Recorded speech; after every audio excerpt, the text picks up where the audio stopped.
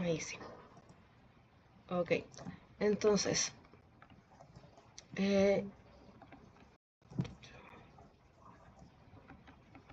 ya vimos la entropía, o sea, la eficiencia isentrópica o el rendimiento de dispositivos para el caso de una turbina. Recordar que o sea, como es eficiencia isentrópica, es una función de rendimiento y el rendimiento siempre es lo que es nuestro, o sea, siempre es una función que va entre 0 y 1. Entonces tenemos funciones distintas en función si mi dispositivo genera trabajo o recibe trabajo para funcionar. Y para que no nos confundamos, les recordaba eso de que mi rendimiento siempre tiene que ser menor que 1.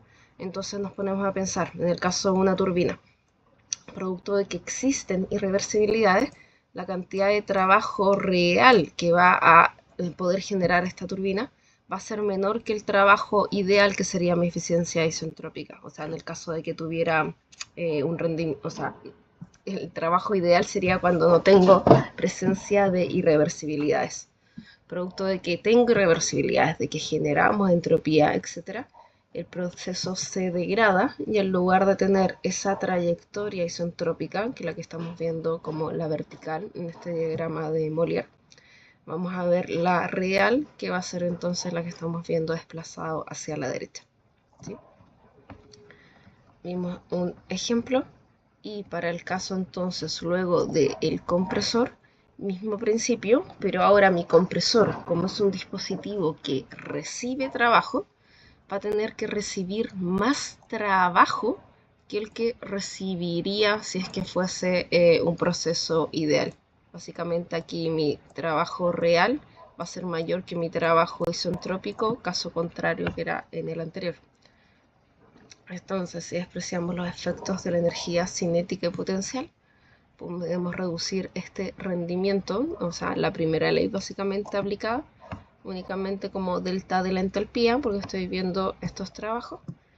Y adicionalmente, en el caso de una bomba, sabemos que existe esta otra formulación para como mi valor aproximado para determinar cuál sería el rendimiento correspondiente del dispositivo. ¿Dudas hasta ahí, jóvenes?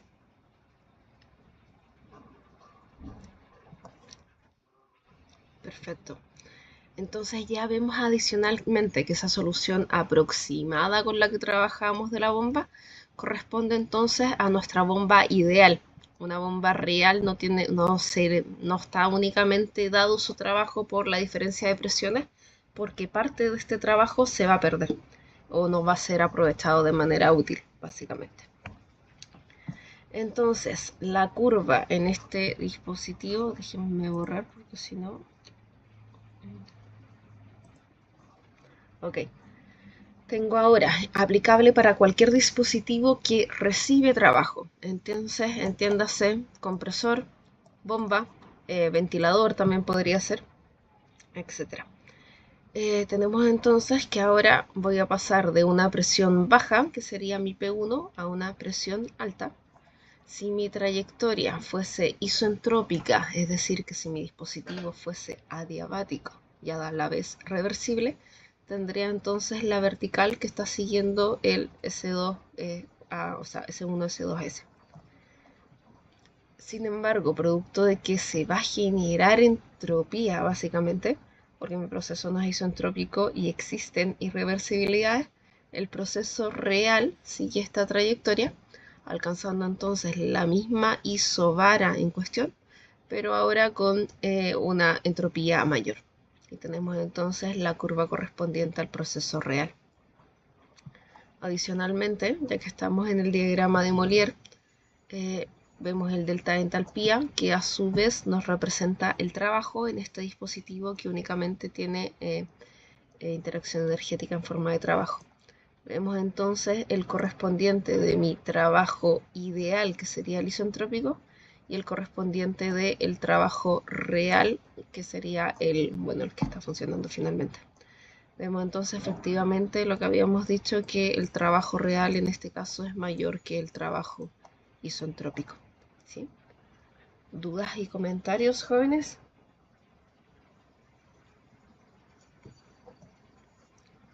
¿No? Entonces, tener eso en cuenta al momento de realizar ejercicios de este estilo, si es que partimos con el supuesto de un dispositivo ideal y tengo la información del estado 1, puedo llegar entonces al estado 2 mediante la trayectoria isentrópica, ¿sí? Y luego, ya sea con el rendimiento de mi dispositivo, obtener entonces el estado final real, ¿sí?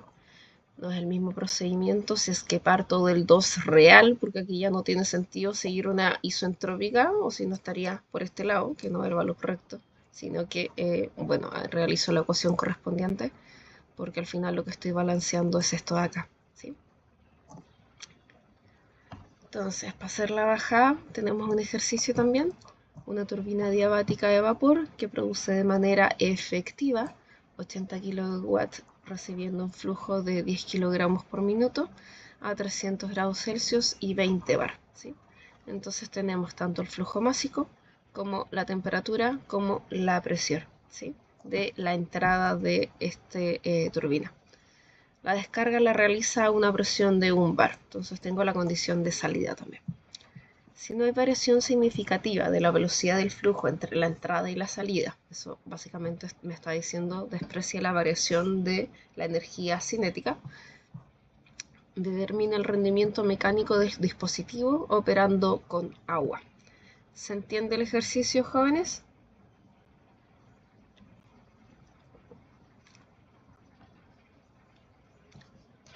¿Están despiertos o ya se durmieron? Ya, perfecto, muchas gracias. Un minuto, por favor.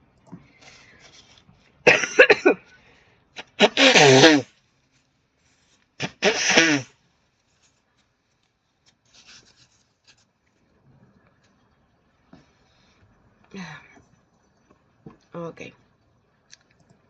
Entonces, podemos ver el dispositivo, no, aquí me pasé a otro. Sí. Básicamente entonces estaríamos aplicando lo mismo que en el caso anterior, pero aquí como dato ya tengo entonces que este trabajo corresponde al trabajo real. La palabra clave que me está diciendo esto, que es el trabajo que se produce de manera efectiva. Entonces ya conozco el trabajo real, que sería de 80, está en kilowatts. Estoy escribiendo terrible feo. Está en kilowatts, por ende esto es el trabajo total y no el trabajo específico, sino unitario. Y tenemos los valores tanto del flujo másico como dato. Tenemos también el valor de P1 y de T1, que serían entonces estos tres de acá. Tenemos también la información a la salida, entonces tenemos el valor de P2, ¿sí? Entonces, ¿cómo desarrollamos? Con la misma formulación que teníamos en el caso anterior. Como ahora, este es un dispositivo, pregunta, ¿que genera trabajo o que realiza trabajo?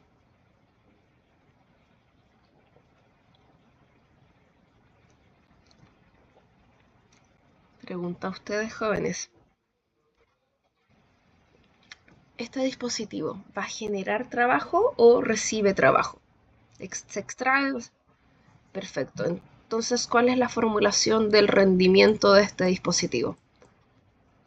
El trabajo que va a generar va a ser mayor o menor que el real versus el ideal. Básicamente eso.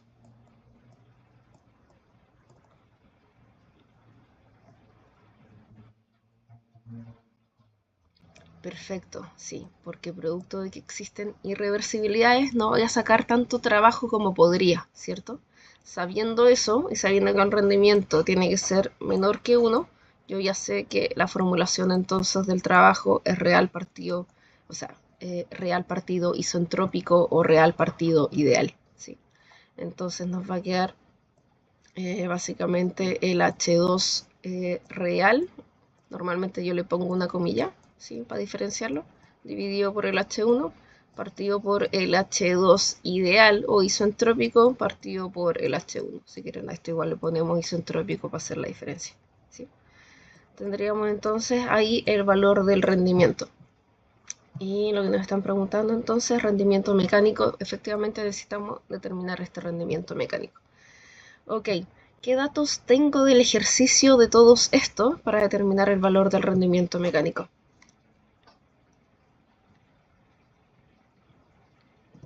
¿Cómo desarrollo el ejercicio?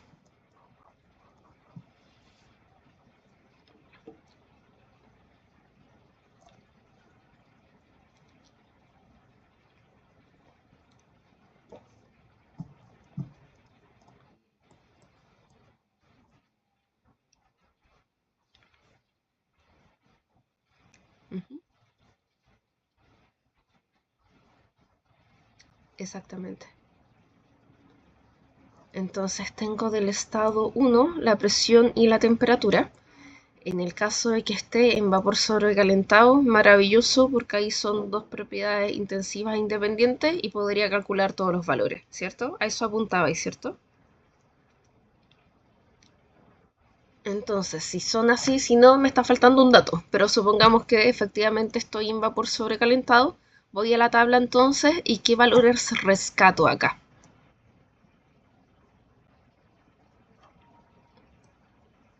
Estoy suponiendo entonces que de mi tabla que me quedo me ha hecho acá, voy a poner la ATS, ¿sí? Mi punto 1 está en esta condición, ¿sí? Entonces, de mi punto 1, como estoy en vapor sobrecalentado, verifico, bueno, si es que efectivamente estoy en vapor sobrecalentado con esos valores, y si es así, puedo entonces entrar a la tabla y descargar el valor de la entalpía, que me lo están pidiendo, sería este valor de acá, ¿sí? Y este de acá. Y aprovecho también de rescatar el valor de la entropía, ¿sí? Porque conociendo el valor de la entropía, puedo entonces seguir mi trayectoria isoentrópica y no sé dónde me llegue, que en este momento tengo como dato tanto la temperatura como la presión. Aquí tengo la temperatura en 1. Tendría entonces que diagramar la isobara, que me queda muy rayado, disculpen. ¿Sí?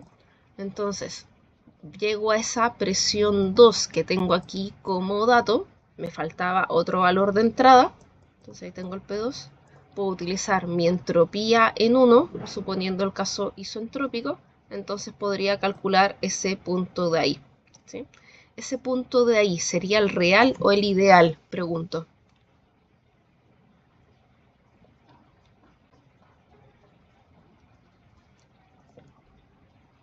Ese 2 que estoy calculando, ¿corresponde al caso real o al caso ideal?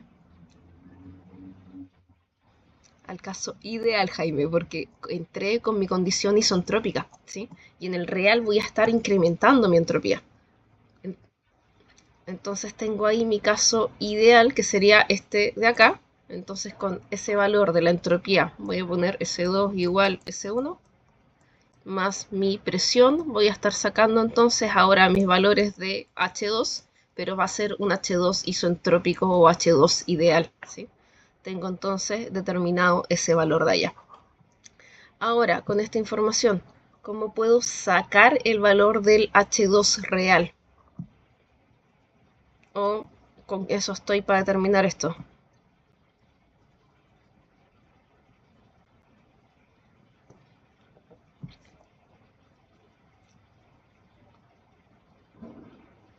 ¿Tengo algún otro dato en el ejercicio que no estoy ocupando todavía?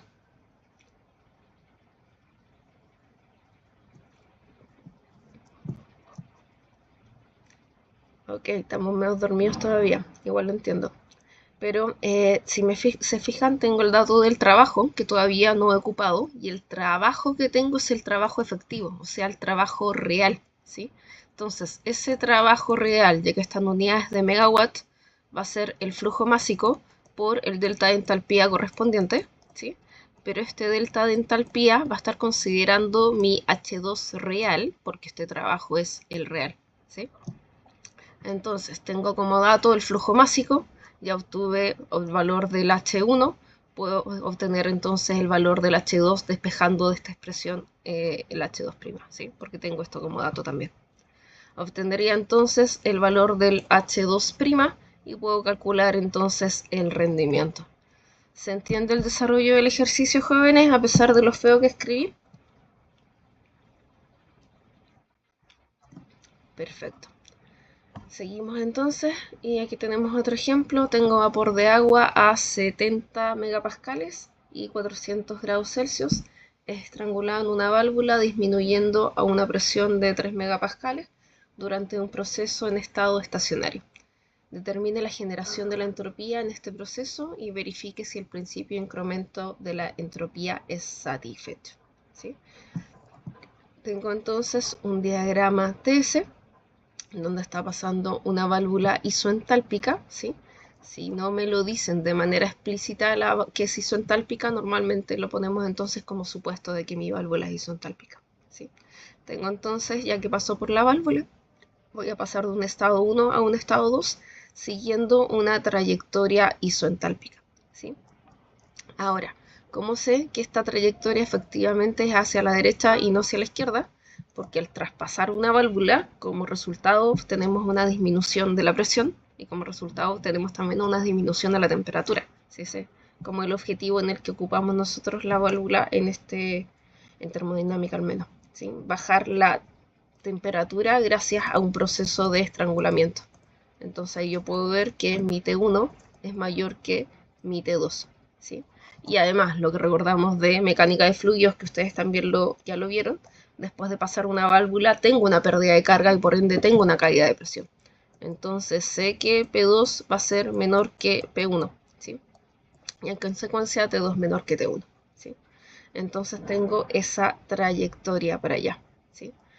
Me están pidiendo calcular en este caso entonces cuál sería el valor de la entropía generada y... no se los dejé resuelto. Se los dejo planteado entonces para que no estemos todo el rato con esto y avancemos un poquito. Pero básicamente estaría calculando entonces la variación de la entropía correspondiente, ¿sí? Tendrán que hacer los supuestos correspondientes, si el caso es real o ideal, y hacer el balance entonces de entropía general, aplicado ahora a este proceso de dispositivos de flujo estable, estado estable, porque estoy en este proceso de estado estacionario, ¿sí? ¿Dudas con eso, jóvenes? Se los dejo entonces de tarea. Me preguntan la otra clase si tuvieron dudas. Ya, muchas gracias, Nico.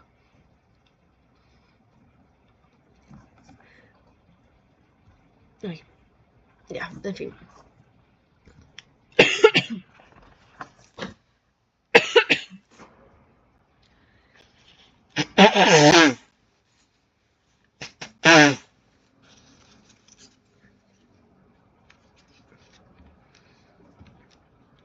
Ok, continuamos entonces. Para ir cerrando ya esta clase y continuar con la que sigue, la pregunta que nos queda ampliada es como dónde se genera la entropía, ¿sí? Ya sabemos que existe un principio de incremento universal de la entropía, que los procesos además solo siguen una dirección, y es que es la dirección en que la entropía va incrementándose. Entonces podemos preguntando dónde está esa generación de la entropía. Para hacer una bajada un poquito más concreta, porque el concepto de entropía, si bien nos está hablando de esta cantidad de energía que no puedo aprovechar de manera útil como trabajo, porque está hablando de todo este desorden o toda esta interacción, la energía que a nosotros nos sirve para generar trabajo es la energía como ordenada. Básicamente, no sé, piensen en el flujo del caudal de un agua, de un río que quieran generar, no sé, trabajo mediante una turbina hidráulica, ¿sí? Entonces necesitan todos los fluidos que van en la dirección hacia la turbina. Esa sería como mi energía útil.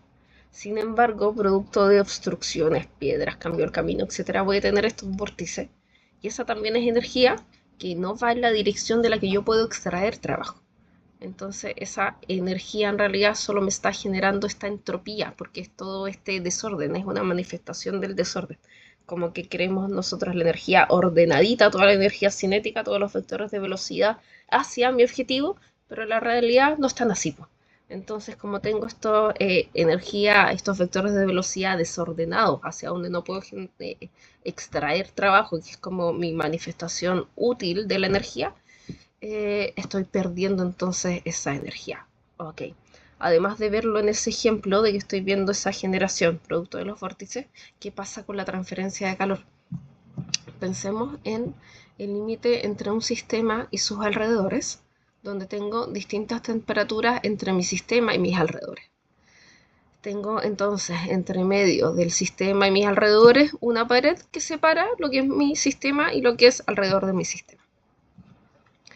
Si tengo una temperatura superior al interior de mi sistema de la temperatura que tengo en los alrededores, voy a tener entonces un flujo de calor, una transferencia de calor que va a ir desde mi sistema hacia acá, porque se está cumpliendo entonces que mi T del sistema es mayor que el T del alrededor, ¿sí? Imaginemos que eso que tengo acá es un diagrama de temperatura, ¿sí? Temperatura versus distancia, si queremos verlo así. Ok, entonces mi temperatura acá es mayor que la temperatura que tengo por acá, ¿sí? Entonces tengo este flujo. Ok, sabemos que por definición la entropía transferida corresponde a cuál es el flujo de calor dividido por la temperatura, ¿sí? Y el flujo de calor va a ser el mismo, o sea, el calor que estoy teniendo, el calor que está recibiendo mi alrededor es el calor que mi sistema está cediendo, ¿sí? Entonces, calor del sistema igual al calor del alrededor igual a Q, sencillamente. Entonces, mi entropía transferida va a ser ese Q dividido la temperatura, pero tengo distinta temperatura entre mi sistema y mi alrededor. Mi temperatura del sistema es mayor que la temperatura alrededor, entonces acá mi diagrama de flechitas, esta magnitud me está representando la cantidad, ¿sí? Ya que este denominador es mayor que este denominador, este valor va a ser menor, ¿sí? Entonces tengo esta cantidad de entropía transferida, mientras que por el otro lado, como la temperatura alrededor es menor, tengo mayor entropía transferida. Para balancear entonces la ecuación, aparece el término de entropía generada, todo entonces la diferencia entre la entropía que estoy transfiriendo acá respecto a la entropía que fue transferida acá, corresponde esta diferencia a la entropía generada, ¿sí? Entonces estoy viendo que la entropía se generó en mi pared, ¿sí? En un sistema donde estoy ignorando realmente qué es lo que pasa en la pared. ¿Se entiende, jóvenes?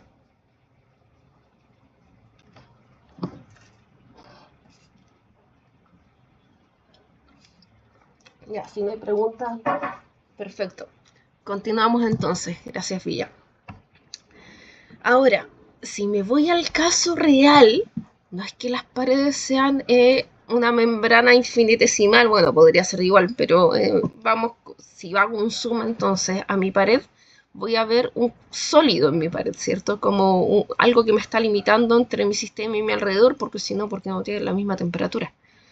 Y si recordamos por ley de Fourier aplicada a sólidos, tenemos entonces que mi transferencia de calor está denominada de esta manera, depende de la K de la pared y de la distancia y de la superficie, etc.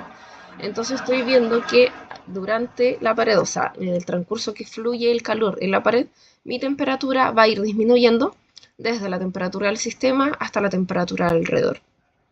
Entonces estoy viendo toda esta área efectivamente donde se está generando la entropía, ¿sí? Por otro lado, ahora sí soy más específica y digo, bueno, ojo, que en realidad el único mecanismo de transferencia de calor no es solo conducción, también tenemos convección aquí presente, y en la realidad voy a tener entonces una temperatura del sistema interior, que va a ser mi temperatura infinita, que es la temperatura que tengo lejos de la capa límite, conceptos que van a ver más en detalle ustedes el próximo semestre en transferencia de calor, pero básicamente la temperatura que tengo aquí pegada a mi superficie no es la misma temperatura que tengo el sistema, lo compruebo, no sé, cuando tengo una estufa y me voy acercando, va aumentando mi temperatura a medida que me voy acercando a la estufa, pero en el ambiente no tengo la misma temperatura. Esa temperatura lejos de mi superficie es mi temperatura infinito, que es la que está lejos de esta capa límite de temperatura que recibe el nombre. Entonces vemos una temperatura del sistema, temperatura que en este caso estaría disminuyendo a medida que me acerco a la pared. Tenemos entonces el fenómeno de transferencia de calor por convección. Luego tenemos transferencia de calor por conducción dentro de la pared. Tengo entonces esta variación lineal de la temperatura. Y finalmente, al otro lado del sistema, donde también tengo un fluido que serían mis alrededores, nuevamente veo convección hasta que alcanzo la temperatura infinita al alrededor, ¿sí? Entonces voy a ver que efectivamente parto entonces de mi temperatura del sistema constante, está acá, mi temperatura alrededor constante, pero toda esta zona donde estoy variando mi temperatura sería entonces donde estoy generando mi entropía. ¿Para qué hacemos esta muestra gráfica? porque no es realidad que tengo generación de entropía instantánea en un punto a haber traspasado la pared. Independiente del grosor que ésta tenga, lo tengo asociado a mi variación de temperatura. ¿Se entiende, jóvenes, mejor el concepto de generación de la entropía? ¿O dónde la entropía se está generando en el proceso de transferencia de calor?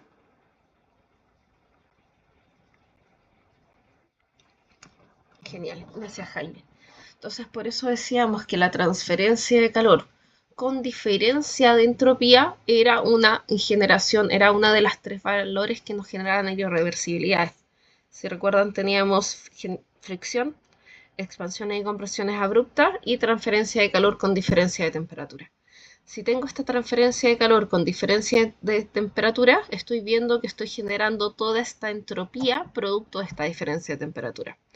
Si no tuviera diferencia de temperatura o que fuera infinitesimal, porque en realidad yo sé que voy a transferir calor siempre que tenga una diferencia de temperatura, pero supongamos que tengo aquí 0,001 grado más que lo que tengo acá adentro, estaría entonces virtualmente a la misma temperatura, entonces esto seguiría, uy, no me quedo recta, pero imagínense que sí, tendría entonces la misma temperatura adentro que afuera, no tendría entonces esta generación de la entropía asociada.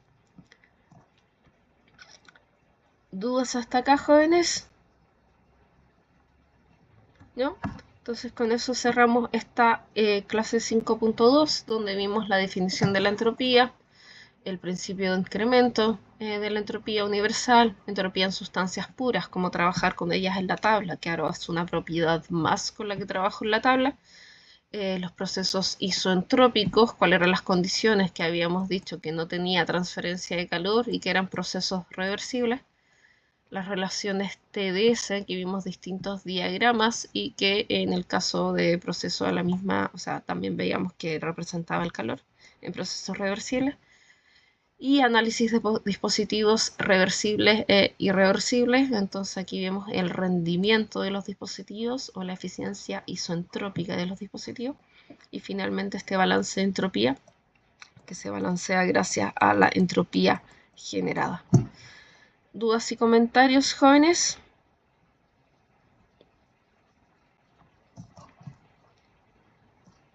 Entonces nos quedaría ahora pasar a la siguiente clase. Les había comentado que producto del paro vamos a quitar ciclometría y nos vamos directamente a ciclos termodinámicos, que es lo que vamos a ver ahora.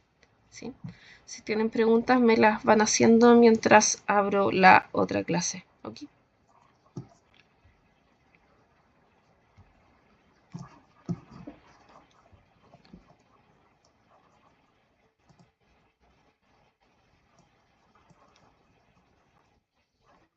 Dígame.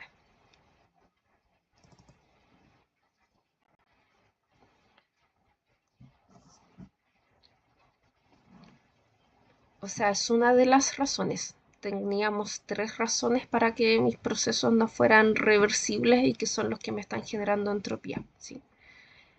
Además de esta transferencia de calor, o sea, etcétera. Pero sí, uno era la variación, o sea, la transferencia de calor con diferencia de temperatura. Y ese fue el que hicimos el caso explicado acá al final, porque es básicamente como de lo que más nos compete en termodinámica, porque tenemos transferencia de calor todo el rato. Sorry si interrumpí tu pregunta, si había algo más.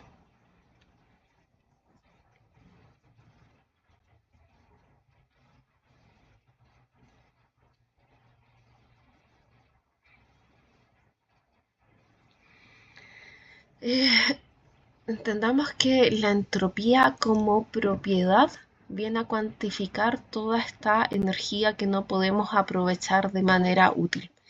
De manera útil se le da el significado de que es porque queremos generar trabajo, siendo como el trabajo la mejor forma de energía, porque con eso podemos hacer otras cosas versátil y toda la cuestión así.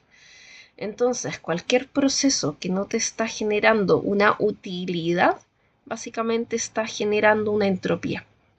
En la vida cotidiana, ¿cómo lo ves? O sea, dependiendo de la perspectiva en la que estemos trabajando la entropía. Si queremos como ver comportamiento como fluidos, tenemos ya este ejemplo que les daba del lecho del río, que es la generación de vórtices. queremos ver la transferencia de calor, vimos acá que se genera entropía entonces en las paredes producto de este delta de temperatura. En la vida cotidiana más aún, piensa entonces, no sé, si eres una persona desordenada, que a mí me pasa, ¿cuánta energía tú inviertes en ordenarte antes de hacer realmente tu proceso? No sé, tenéis que salir rápido, pero no sabéis dónde dejaste las llaves. Te va a demandar una cantidad de energía buscar las llaves de tu casa antes de salir y esa energía en realidad no es útil, ¿sí? Entonces como tu objetivo era llegar y salir de la casa para tenerlo, hacer lo que tenéis que hacer, pero estás invirtiendo energía en buscar las llaves. Entonces, ese desorden es lo que estamos cuantificando también como esta generación de la entropía. No sé si con eso te lo bajo un poquito más el concepto. Bacán. Igual, Nico, respecto a entropía, hay como más como literatura asociada, por ejemplo, en el Sengel, que te lo explica un poquito más, y los distintos libros también. La entropía en general también es un mundo, hay mucho más que ver, de hecho, que lo que estamos alcanzando a ver en el tópico del curso. Entonces, como introducción de la entropía y cómo nos llega básicamente por el desarrollo de los dispositivos, el trabajo y cómo viene a degradar nuestros procesos. Pero ya sé, en algunos conceptos igual se puede volver como medio filosófico, como esta asociación de la entropía a la vida misma, como el ejemplo que te dije del desorden de una persona desordenada frente a otra que no. Va a ser más eficiente la que es ordenada porque no tiene que invertir tiempo en ordenar su desorden. Llega y hace la actividad que tiene que hacer, ¿no? ¿Sí? Entonces ya es como esa otra perspectiva. Entonces hay bastante más. Así que si quiere ver más, puede revisar bibliografía también para ver los demás conceptos asociados. ¿Sí?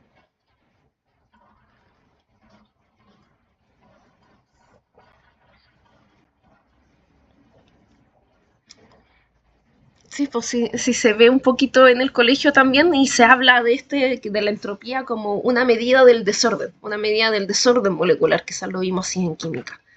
Entonces, pero efectivamente está cuantificando porque es este desorden el que no puedo aprovechar. Desorden que estoy viendo porque, no sé, todas mis partículas nos van ordenadas y para que yo pueda sacar trabajo útil. Desorden que estoy viendo en la vida diaria porque tengo que invertir energía en encontrar mis cosas antes de poderme a trabajar. ¿Sí? Entonces, como tenemos ahí de los distintos extremos como de ir viendo la aplicación. Bacán. Gracias, Nico, por la pregunta. Ok, con eso entonces nos vamos a la última unidad del curso, que estaríamos viendo entonces ciclos termodinámicos. Parte de esto ya lo introdujimos, entonces no es totalmente nuevo para que no le tengamos miedo. ¿Sí? Y bueno, partimos como motivacionalmente con la imagen de una central termoeléctrica. Si bien no puedo ver los distintos dispositivos en la foto porque están dentro, veo algunos dispositivos sí, como es una chimenea y son torres de enfriamiento. Por ende, puedo intuir de que si esto es una central térmica, va a ser una central térmica que opere con combustión, ¿sí? Porque los vapores de combustión están saliendo acá por esta chimenea y mis torres de enfriamiento, el funcionamiento o el propósito de esto es enfriar el fluido, o sea, básicamente mi QL. Nosotros siempre, no sé, pues habíamos visto dentro de dispositivos, por ejemplo, el condensador para extraer calor desde un fluido de trabajo, pero el condensador no es más que un intercambiador de calor. Con algún fluido tengo que enfriar entonces ese intercambiador de calor y ese fluido también tengo que enfriarlo de alguna manera o tirarlo a un reservorio, cosa de que, perdón, a un sumidero, cosa de que no varíe la temperatura, cosa de que este proceso pueda ser estacionario y replicado en el tiempo. ¿Sí? Eso de la imagen, entonces lo que estamos viendo es una generación termoeléctrica, porque mi input es térmico, mi salida es eléctrica, ¿sí? Y tenemos un ciclo termodinámico adentro en el corazón de esta central. Objetivo entonces de esta clase, entiéndase la clase 6 en general, todas estas diapos, vamos a representar los distintos ciclos de máquinas y equipos, vamos a evaluar y cuantificar ciclos termodinámicos para poder evaluar eficiencias y parámetros diversos en cada ciclo. Entonces, varios de estos términos ya lo hemos introducido y lo hemos visto durante el curso. Entonces, ahora vamos a darle como la aplicación final, ya como cierre. ¿Qué vamos a ver entonces? En específico, ciclos de vapor, ciclos de gas y ciclos de bombas de calor, que podemos diferenciarlos también como refrigeración o bombas de calor. ¿Sí? Ok, ¿qué vamos a ver ahora en particular entonces? Consideraciones básicas. Partimos con el ciclo de Carnot. Luego vamos a hacer ciclo de vapor, que va a ser el ciclo Rankine, incremento de la eficiencia. Luego, o sea, partiendo del ciclo Rankine clásico, luego vamos a ver cómo incrementar la eficiencia de este ciclo como opción de recalentamiento y regeneración, para luego irnos a un ciclo de gas. Obviamente no vamos a alcanzar a ver todo eso efectivamente el día de hoy. Piensen que esto como sesión de hoy estaba pensado a que fuera una clase completa, pero están medias divididas, pero en fin, mientras aprendamos me da lo mismo hasta donde lleguemos en realidad. Pregunto a ustedes, ¿qué están viendo en la imagen? ¿Reconocen algunos dispositivos?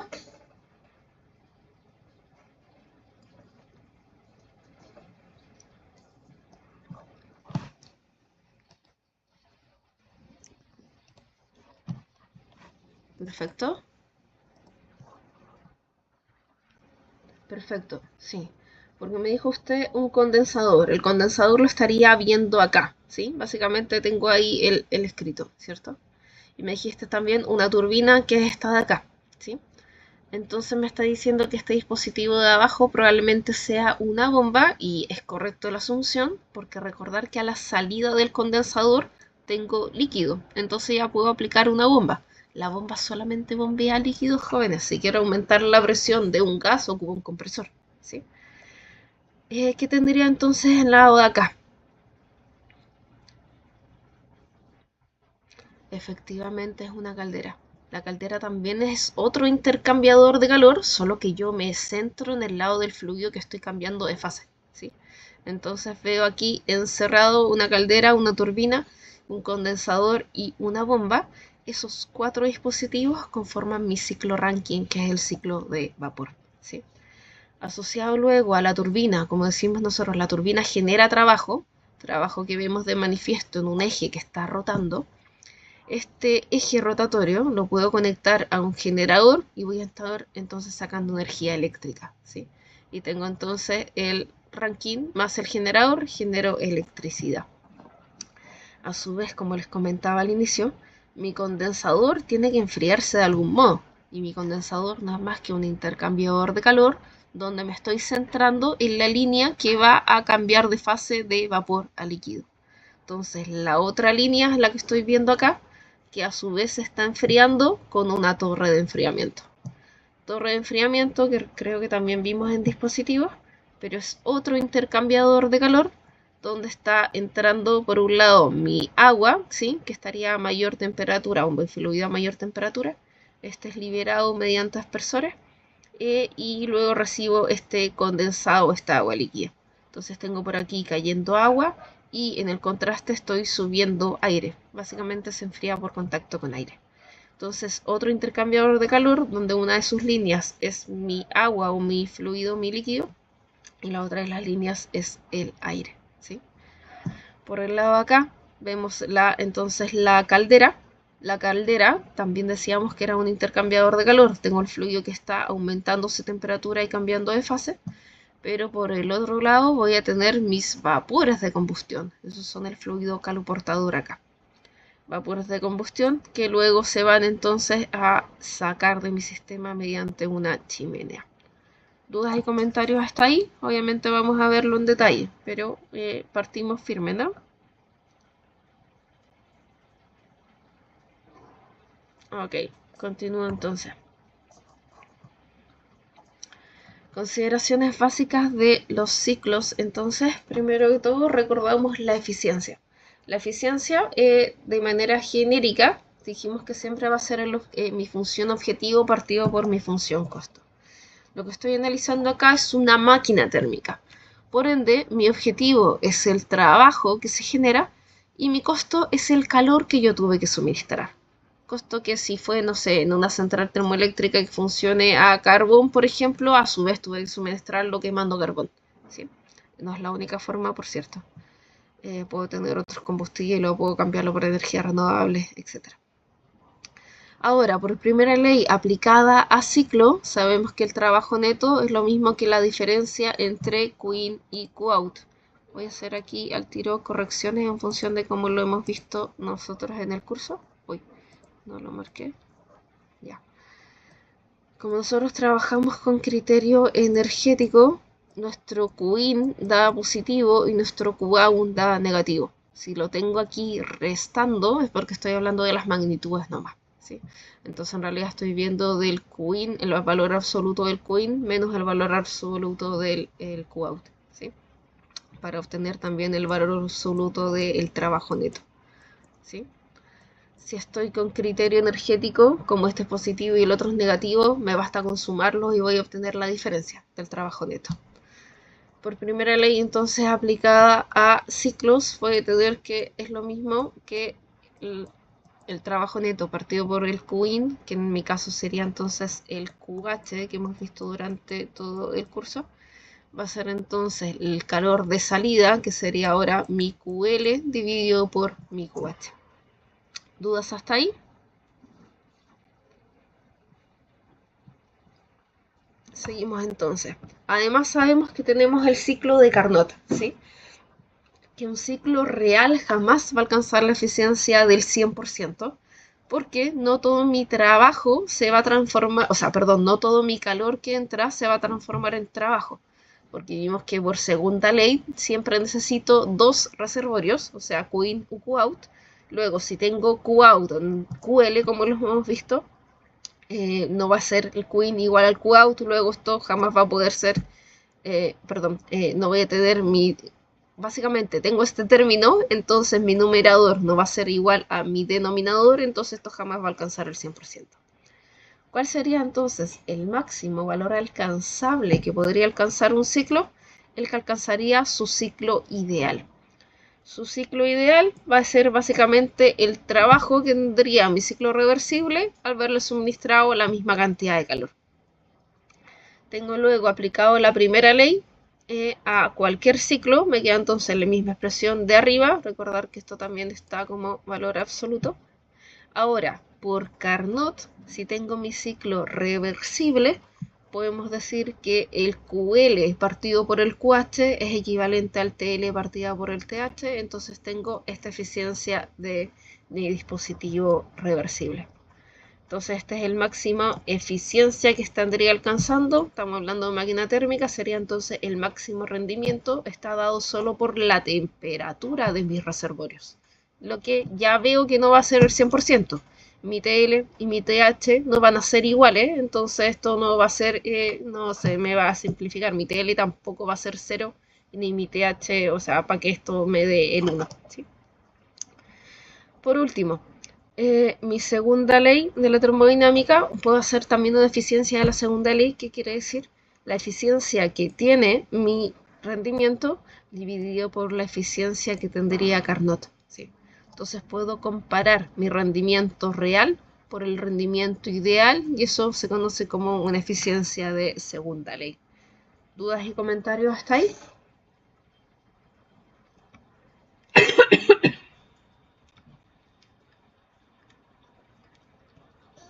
Perfecto. Continuamos entonces.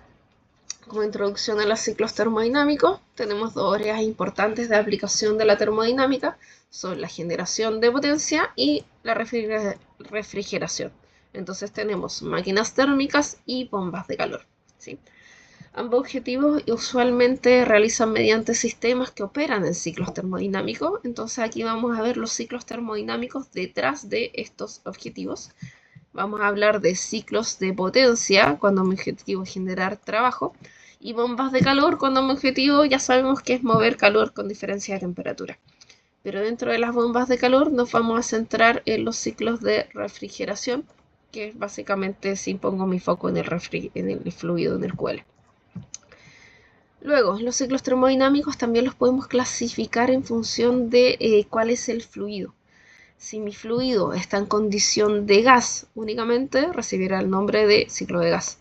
Si mi fluido oscila entre distintas fases, o sea, tengo líquido, tengo gas, tengo un ciclo de vapor. Entonces, ciclo de vapor hace mención a que tengo este cambio de fase. Ok, y sí, eso es lo mismo que tengo escrito acá abajo. Entonces tenemos ya esa catalogación por fluido de trabajo y la catalogación por objetivo, si es mover calor, bombas de calor, y si es generar trabajo, ciclos de potencia o máquinas térmicas. Siguiendo con la intro, en los ciclos de potencia de vapor, o sea, partamos ahora con los ciclos de vapor directamente. Entonces, si tengo un ciclo de potencia de vapor, mi fluido de trabajo se evapora y se condensa alternadamente. Si tengo vapor es porque mi fluido va a cambiar de fase. Entonces necesito los dispositivos que generan este cambio de fase. Es decir, que voy a tener evaporadores o calderas y condensadores dentro de mi ciclo. Entonces, por otro lado, la constante demanda de eficiencias térmicas más alta produce modificaciones a estos ciclos con el objetivo de incrementar la potencia. Entonces luego vamos a ver, partiendo de mi ciclo básico, luego vamos a ver las opciones de incremento de potencia, que son recalentamiento y regeneración, e incluso ciclos combinados de gas y vapor. Por último, el vapor de agua es el fluido de trabajo más usado comúnmente por disponibilidad, por economía y porque también tiene una gran capacidad térmica. Entonces lo hace muy útil para el trabajo en ciclos de potencia. Entonces, en ciclos de potencia de vapor, debido a sus muchas y atractivas características como bajo costo, disponibilidad y alta entalpía de vaporización. O sea, necesita mucha energía para cambiar de fase. Ya, les presento entonces el ciclo Rankine, que ya lo veníamos hablando, introduciendo hace un montón de tiempo, pero ahora ya en una diapo ordenadito de qué estamos hablando. ¿Sí?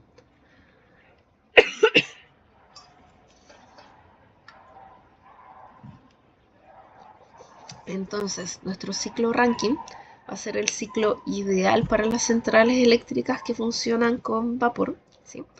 Y el ciclo Rankine ideal no incluye ninguna irreversibilidad. Básicamente, si estoy hablando de ideal, estoy diciendo que es reversible. Mis procesos son internamente reversibles, ¿sí? Externamente no me interesa, me basta con que sea internamente reversible. Ya está compuesto de 4 dispositivos que a su vez me dan 4 procesos. Mis dispositivos van a ser entonces la bomba, la caldera, la turbina y el condensador. Con esos 4 dispositivos tengo mi ciclo Rankine. Mi objetivo, ya que es una máquina térmica, es generar trabajo, entonces la turbina tiene que estar presente. Como es un ciclo de vapor, voy a tener oscilación de fase.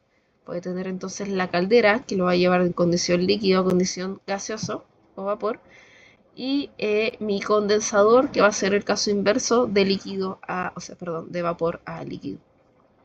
Entonces, voy en orden. Mi primer proceso va a ser una compresión isentrópica. Voy del 1 al 2 con la bomba. Me guío por el diagrama TS que tengo acá a la izquierda, ¿sí? Tengo un diagrama TS. Recordar que la bomba solamente recibe líquidos, ¿sí? Luego mi punto 1 está en la condición líquido. Adicionalmente, mi punto 1 está en la salida del condensador. Entonces estoy confirmada de que estoy en este título 0. Recordar que aquí tengo mi campana de saturación de mi punto crítico a la izquierda, líquido saturado. De mi punto crítico a la derecha, vapor saturado seco.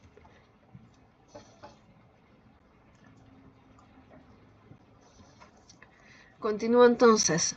Mi bomba la ocupo para elevar la presión. Entonces paso de esta isobara, ¿sí? Voy a cambiarme por el láser mejor. Ok. Paso de esta isobara a esta otra isobara, ¿sí? Dispositivo que genera el incremento de presión es la bomba en líquidos, ¿sí? Entonces voy del estado 1 al estado 2 con la bomba, ¿sí? Voy del estado 1 al estado 2. En el estado 2, ahora lo que quiero es generar mi cambio de fase. ¿Por qué? Porque recordar que mi objetivo es generar trabajo. Voy a generar más trabajo mientras tenga mayor calidad de la energía del fluido que esté entrando a la turbina. Por ende, quiero una alta temperatura. Recuerden que habíamos visto que la energía no tiene solo cantidad, sino que tiene calidad. Alta temperatura. ¿Cómo alcanzo alta temperatura? También asociado normalmente a alta presión, y por eso pasé antes por la bomba para elevar esa presión. Entonces ahora tengo un fluido con alta temperatura y alta presión, alta calidad, ¿sí? Ahora, como llegué a esa alta temperatura, primero generando este cambio de fase, entonces la caldera va a tomar mi fluido en condición de líquido comprimido o subenfriado, porque estoy a la izquierda de la campana, a la salida de la bomba, y vamos a suponer que esta adición de calor va a ser en un proceso isobárico. Es decir, que no estamos considerando las pérdidas de carga en la tubería al interior de mi caldera, ¿sí? Ya sabemos de mecánica de fluidos que eso no es real, pero cuantitativamente hablando, por de órdenes de magnitud, es mayor la cantidad de energía que entra, o sea, mayor mi balance de entalpía o mi variación de entalpía que lo que sería mi caída de presión. Entonces es un supuesto válido, al menos para el transcurso del curso. Entonces, me muevo por la isobara superior y genero el cambio de fase, ¿sí? Primero tengo transferencia de calor sensible, porque estoy viendo una variación de la temperatura. Pasé de esa temperatura a esta temperatura. Ahora llegué a la temperatura de saturación de mi fluido. Tengo entonces transferencia de calor latente. No estoy aumentando la temperatura. Tengo todo el rato una horizontal acá a la izquierda. Todo entonces el calor recibido se produce en el cambio de fase. Cambio de líquido saturado a vapor saturado. Y puedo incluso seguir transfiriendo calor y voy a tener entonces calor sensible nuevamente, ¿sí? Para salir entonces de mi condición en 3. Tengo entonces ahora un fluido con alta calidad de la energía, alta presión, alta temperatura. En 3 va a pasar ahora por mi turbina, perdón, en 2 tenía entonces mi adición de calor a presión constante, ¿sí? En 3 va a pasar por mi turbina. Voy a tener entonces una expansión, ¿sí? Expansión que vamos a considerar primero isoentrópica. ¿Por qué? Porque recordar que ya estoy en el ciclo reversible, o sea, no tengo ninguna irreversibilidad, todos estos procesos deberían ser reversibles. Y segunda condición para que un proceso fuese isoentrópico es que fuese adiabático. Luego mi caldera y mi condensador no pueden ser considerados isoentrópicos porque tengo transferencia de calor de manera explícita. Pero mi turbina, normalmente decimos que el tiempo de permanencia al interior de mi dispositivo es insuficiente para que tengamos transferencia de calor. Luego lo considero adiabático. Si es reversible y además es adiabático, es isoentrópico, entonces tengo esta expansión de manera isoentrópica, ¿sí? Siguiendo entonces la trayectoria isoentrópica del dispositivo, voy de la presión alta a la presión baja. Luego entro en el condensador. ¿Por qué? Porque quiero repetir este ciclo. Tengo que volver entonces a mi condición inicial, y mi condición inicial era líquido, ¿sí? Entonces pasa por el condensador. El objetivo del condensador es generar mi cambio de fase hasta volverlo a condición de líquido saturado y vuelvo entonces a mi punto inicial. ¿Dudas con el proceso, jóvenes?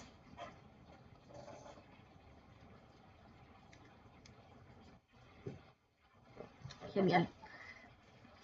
Entonces, me fijo de las trayectorias. Tengo dos curvas isobáricas asociadas a mis intercambiadores de calor, es decir, la caldera y el condensador, y dos curvas isoentrópicas asociadas a los dispositivos que generan o que reciben trabajo sin transferencia de calor.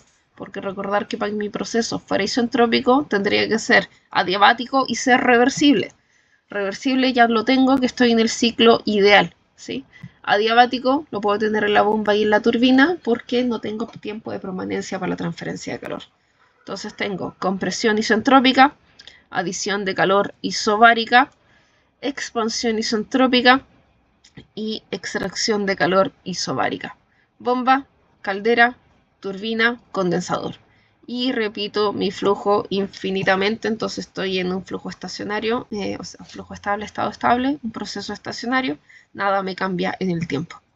Con eso tenemos entonces, jóvenes, el ciclo Rankine ideal y nosotros ya conocemos los distintos dispositivos, ¿sí? Entonces, puedo seguir y ver cómo, ya que yo sé que mi rendimiento de este ciclo, a pesar de que sea el ciclo ideal, que quiere decir que es reversible, ¿sí? Igual de mi ciclo ideal, mi rendimiento no va a ser del 100% porque tengo la presencia de un Q-out, ¿sí? Entonces mi trabajo jamás va a ser igual a mi Q-in, ¿sí? Nótese que Q-in acá sería mi QH, mi Q-out aquí sería mi QL, porque hacen mención a las temperaturas con las que oscilan, con las que se transfieren. Tengo entonces aquí mi TL, mi temperatura low, baja temperatura, el QH, mi temperatura high, alta temperatura. Continuando entonces, si no puedo compararme con mi 100% de rendimiento, ¿cuánto es el rendimiento máximo que podría alcanzar? El del ciclo de Carnot, ¿sí? Consideramos entonces un ciclo de Carnot que va a ser ejecutado dentro de mi campana de saturación. Tengo aquí agua pura. Este ciclo, sí, pero en este ciclo van a suceder situaciones que en realidad lo hacen inviable, ¿sí? Como transferencia de calor isotérmica puramente, porque para que sea reversible tendría que ser todo isotérmica, expansión isentrópica, compresión isentrópica, que no siempre las tenemos, ¿sí? Si me fijo acá, tengo entonces mi transferencia de calor isotérmica, tengo entonces mi expansión isentrópica, mi transferencia de calor isotérmica y mi expansión nuevamente, o sea, mi compresión isentrópica. Podría tener entonces también este mismo sistema funcionando, pero ahora generar solamente que mi condensador, o sea, mi QL, que es el que estaría viendo abajo, esté en la campana, sería un poquito más cercano, pero de ser así, no tendría entonces este proceso isotérmico porque estaría sobrecalentado, ¿sí? Entonces tendría que, o sea, este proceso básicamente no estaría siguiendo una curva isentrópica. Entonces veo que en realidad tampoco esto es factible de llevar a cabo, y lo que me permite entonces es solo poner como cuál es la diferencia que tendría con lo que me estaría comparando básicamente es con el mismo delta de temperaturas. Entonces el ciclo Rankine permite eliminar muchos aspectos imprácticos que tendría mi ciclo de Carnot, y está compuesto por los 4 procesos que ya habíamos definido, ¿sí? En este tengo estos procedimientos, pero ¿en qué dispositivos los desarrollo? ¿Sí? Este de acá, mi bomba no está únicamente con líquido, entonces no puedo operar, ¿sí? Ahí tengo ya un inconveniente. Aquí en la turbina, si bien genera este cambio de fase, normalmente a la turbina le gusta trabajar en condición de vapor o totalmente seco, idealmente seco, pero quizás ya, aquí estoy degradando la turbina, pero no es infactible.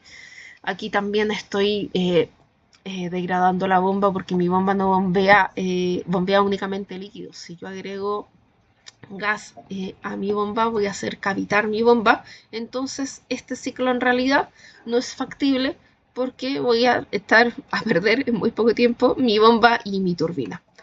Para quitar ese inconveniente, entonces digo ya, lo hacemos en este caso de acá. Tengo entonces ahora, sí, puedo generar mi bomba en mi compresor porque tengo líquido, voy a estar bombeando líquido, pero ahora ¿con qué dispositivo genero esta adición de calor isotérmica? Me queda infactible. Y luego tengo acá a la salida mi turbina, ningún problema, y acá ahora tendría mi condensador. Entonces el que me vuelve inviable acá este ciclo sería este cambio. Entonces ya veo que ni este son factibles. Lo que me queda entonces es el ciclo Rankine, que si bien no es exactamente el de Carnot, sigo teniendo entonces el isentrópico y el isotérmico, pero la otra no va a ser realmente isotérmica porque voy a tener diferencia de calor sensible y calor latente para generar mi cambio de fase completo, ¿sí? En la caldera, ojo, antiguamente se hablaba de caldera que salía con condición de vapor saturado seco, ¿sí? Sin embargo, la industria no hace distinción entre lo que es una caldera y es un generador de vapor. Un generador de vapor sale en condición de vapor sobrecalentado, que es lo mismo en realidad que mi caldera, pero adicionándole un sobrecalentador. Entonces, en función de la biografía que consultemos, vamos a ver la salida de la caldera acá y luego adicionándole un sobrecalentador para generar entonces mi salida en condición de vapor sobrecalentado. Ya que la industria no hace esa distinción, tampoco se lo estoy haciendo yo académicamente en el curso para que no nos genere más confusión. pero si encuentran material que dice que la caldera sale en condición de vapor saturado seco, es porque sí estamos haciendo esa distinción. Entonces luego, para salir como sobrecalentado, tendría que a mi caldera adicionarle un sobrecalentador, ¿sí? Eso como base, por si tenían esa confusión ya de antes. ¿Cómo vamos hasta ahí, jóvenes?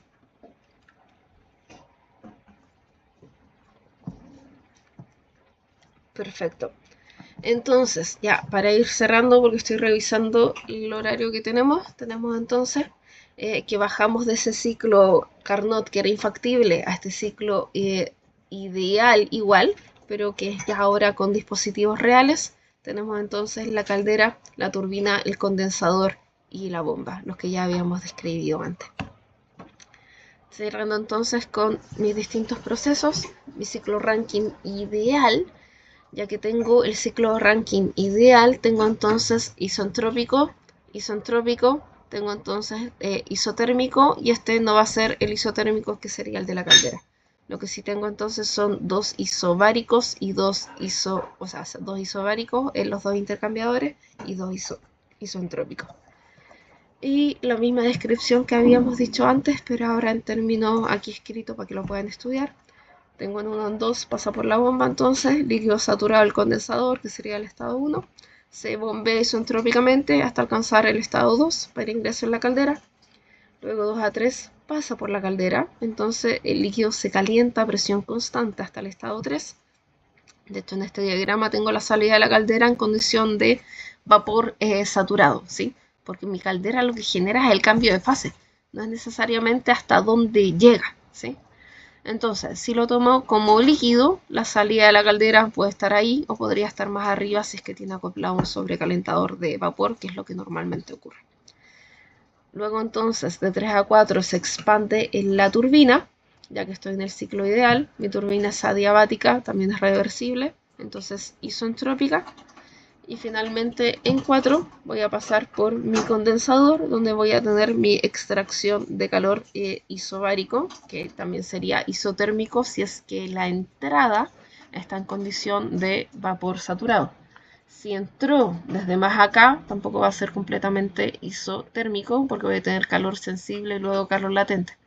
Luego mis supuestos en esto es dos isobáricos y dos isotrópicos, isobáricos que podrían o no coincidir con el isotérmico en función de si estoy en el cambio de fase o si tengo algo más.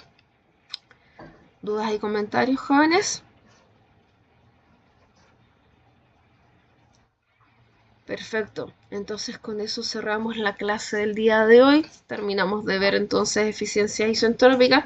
Nótese que mis dispositivos aquí considerados son ideales, son isentrópicos, entonces básicamente estoy considerando un rendimiento de mi bomba y de mi turbina de un 100%, porque estoy viendo solamente el comportamiento ideal. Luego a esto puedo generar las modificaciones y trabajar con la turbina real, que ya no sería isentrópica, y lo mismo la bomba real, que tampoco sería isentrópica, ¿sí? Y los 4 dispositivos clave entonces del ciclo Rankine: bomba, caldera, turbina y condensador. Si no hay dudas, con eso terminamos la sesión de hoy y nos vemos la próxima semana también de manera online. Ok, jóvenes, que tengan lindas fiestas.